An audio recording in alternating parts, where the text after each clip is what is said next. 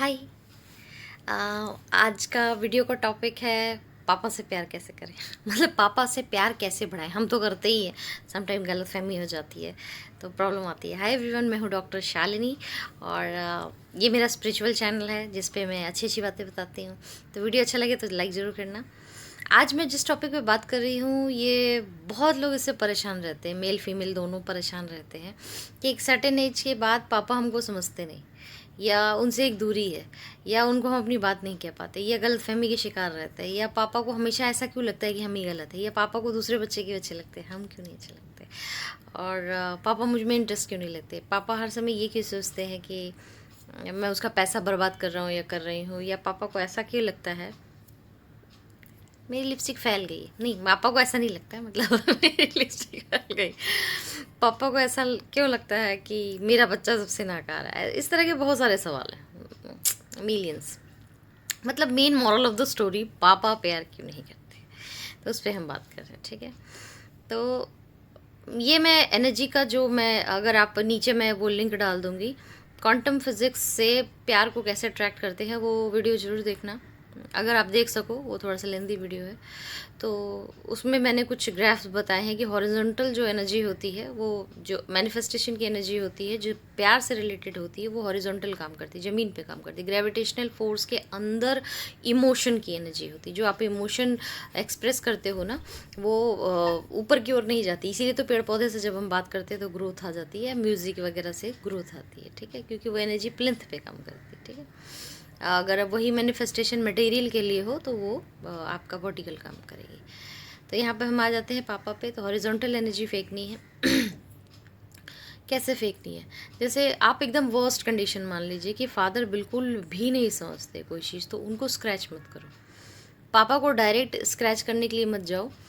आप दूर से, अगर आप रीच में हैं, इतने रीच में है कि पापा को आप देख सकते हो, तो वो ज़्यादा असर करेगा, जल्दी असर करेगा। जैसे पापा दूसरे कमरे में है तो उनको अपने मन की बात बतानी। जैसे दूसरे कमरे में पापा बैठे हुए हैं तो एक बार आपको अपना कंप्लीट पूरा एड्रेस बताना है कि मैं ये हूँ और मैं इस जगह पे खड़ी हूँ।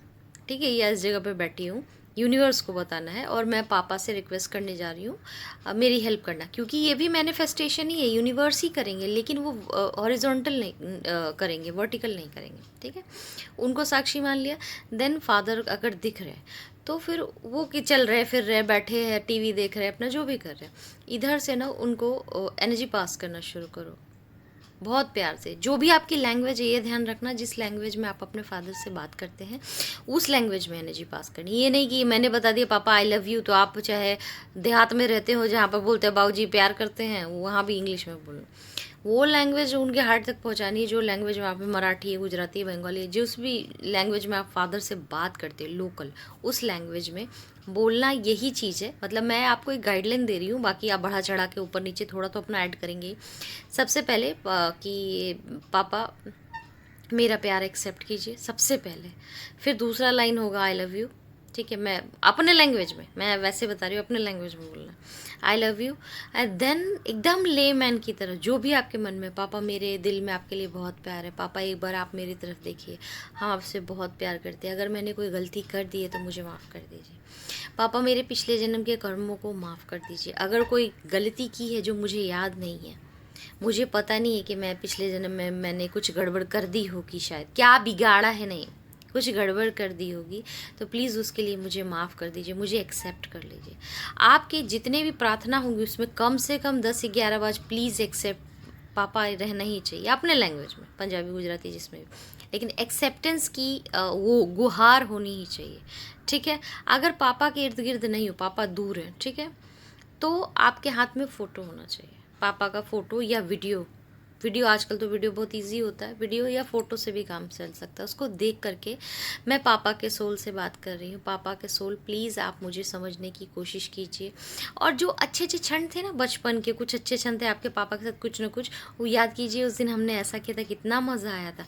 बचपन के क्षण, आत्मा बहुत दयालु होती है, जब उसको बचपन के क्षण याद आते हैं ना तो बहुत जल्दी पिघलती है। तो ये वाला ट्रम्प कार्ड बहुत अच्छा जाता है।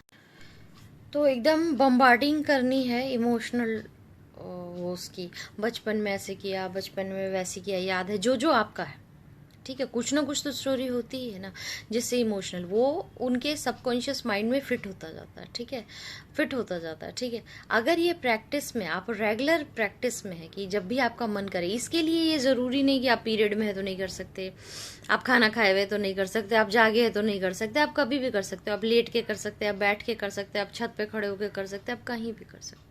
कोई रूल रेगुलेशन नहीं होता है, किसी के प्यार पाने के लिए कोई रूल रेगुलेशन नहीं होता, बहुत सारी बड़ी बड़ी नियम नहीं होती। ठीक है, जहाँ नियम होता है वहाँ भारीपन होता है, वहाँ कुछ नहीं मिलता है, तो बोल दिया जाता है कि तुमने नियम पालन नहीं किया इसलिए तुमको नहीं मिला। ठीक है, जहाँ पवित्रता होती है, तुम्हारे आत्मा में प्रेम होता है, वहाँ पर मेडिटेशन, इनर वर्क, फलना ढिमका कुछ नहीं होता है।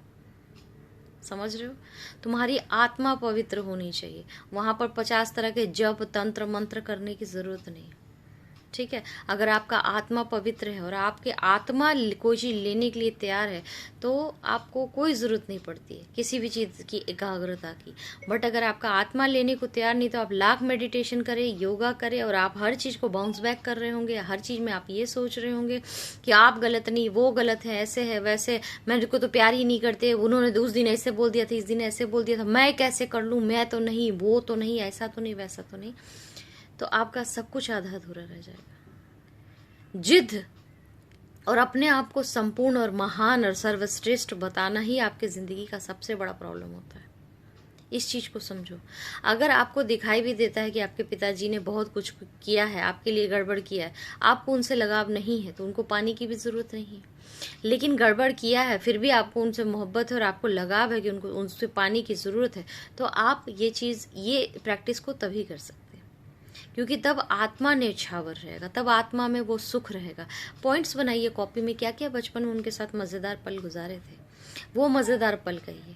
आपको मैं बताऊं, इस ट्रिक से पापा अगर हाई बीपी या हार्ट पेशेंट है, इस चीज़ों से जूझ रहे हैं, या बीमारी है, खांसी है, कफ एंड कोल्ड है, हमेशा बीमार रहते, कमजोरी, किसी भी तरह की बीमारी, अगर यही प्रैक्टिस रहेगी ना, आपसे मोहब्बत बढ़ती, उनकी आधी बीमारी हील हो जाएगी, जैसे ही वो आपको अपनी ज़िंदगी में एक्सेप्ट करेंगे बाय सोल। आप जानते हैं ये एनर्जी इस ढंग से वर्क करता है कि ये उनकी वूंड को, उनके जख्मों को हील करना शुरू कर देगा अंदर से, बिकॉज उनके शरीर का एक पार्ट, आप भी तो अंग है ना, स्पर्म थे ना कभी, वो पार्ट उनसे जुड़ने के लिए वो एनर्जी फिर से रेडी हो गया है, और अब वो एक नहीं दो हैं, क्योंकि उनकी औलाद, उनका बेटा या बेटी उनके करीब है, वो अपनी एनर्जी पास कर रहा है उनको, मानसिक रूप से, अंदर से, आत्मिक रूप से ये एनर्जी पास कर रहा है कि आई love you, don't feel alone. बुढ़ापे में ना बाप नामक वस्तु जो होती है ना बहुत जिद्दी हो जाती है, सठिया टाइप की जाती है, पगलाने लगती है तो आप जो छोटे छोटे होते हो ना बच्चे, उनके 30 साल 40 साल के, आप सहारा हो, लेकिन उनके मुंह पे जाके सहारा देख कोई फायदा नहीं, वो पगला रही है, वो एक्सेप्ट करेगी नहीं। तो बाप नामक वस्तु को पीछे से सहारा देना पड़ता है, आत्मिक रूप से। मर्द जो होते हैं ना, वो बहुत कठोर होते हैं, वो अपने दर्द को नहीं बताना चाहते, क्योंकि उनको इंसल्ट फील होता है, उनको ऐसा लगता है कि अगर हम ये चीज़ बताएंगे ना तो गड़बड़ होगा, छोड़ो ना। आप पुत्र या पुत्री होकर के आपका ये परम धर्म है कि आत्मिक रूप से उस दर्द को अपने आप पढ़ लीजिए, ये धर्म है। अगर आप उनके अंश हैं, आप उनके शरीर से बाहर आए हैं, तो ये आप ही का धर्म है कि वो आप उनको हील करेंगे। कल उन्होंने उंगली पकड़कर आपको चलना सिखाया था, आज आप अपना आत्मिक बल, आत्म बल दे के, जो उनको पता न चले। यहाँ पर एहसान नहीं कि हम आपको दे रहे हैं, आपका ये धर्म है, आपका ये कर्ज है, और यू हैव टू पे, चाहे उन्होंने आपको कितनी भी गालियां दे रखी हो। समझ रहे हो, क्योंकि तुम अंश हो उनके, और तुम्हें ये धर्म निभाना होगा। और जब तुम ये धर्म निभाओगे आत्मिक रूप से, ये सप्लाई करोगे, बड़े से बड़ा कैंसर भी होना, अगर एड्स तक हो, वो भी आधी हील हो जाएगी, क्योंकि ये शक्तियां इस ढंग से काम करती है। कोई एक ऐसा चक्र बनाती है एनर्जी का, जो कि अपने आप ही सेल मेम्ब्रेन अपने आप ही एक्टिवेट होने लगते हैं, ब्रेन में ऑक्सीजन जाना शुरू होता है, ग्रंथियां काम करनी शुरू करती है, हर तरह के हार्मोन्स सिक्रेट होने शुरू हो जाते हैं, और एक नई चीज होती है जिनको पता ही नहीं चलता कि हो क्यों रहा है, पर हो रहा होता है। ये सिर्फ औलाद कर सकती है, क्योंकि आप उनके अंश हैं। इस चीज को समझो, साइंटिफिक रीजन बता रही हूँ। तो इस धर्म को निभाते हुए हम उनके करीब जाएंगे, वो आए ना आए, ठीक है। हम उनको बचपन की बातें याद दिलाएंगे, हम उनको प्यार याद दिलाएंगे, हम उनसे कहेंगे कि आपको हमारी ज़रूरत है या नहीं पापा, डैडी, बाबूजी, जो भी, हमको आपकी बहुत ज़रूरत है, ठीक है। हम आपसे चाहते हैं, मेल जो होता है ना वो प्रोग्राम्ड होता है दूसरे की मदद करने के लिए। तो जब सोल से हेल्प मांगना शुरू करो ना कि प्लीज़ हेल्प मी, तो वो चाहे जितना भी बीमार हो तुम्हारी मदद के लिए अग्रसर रहेगा, ठीक है ना।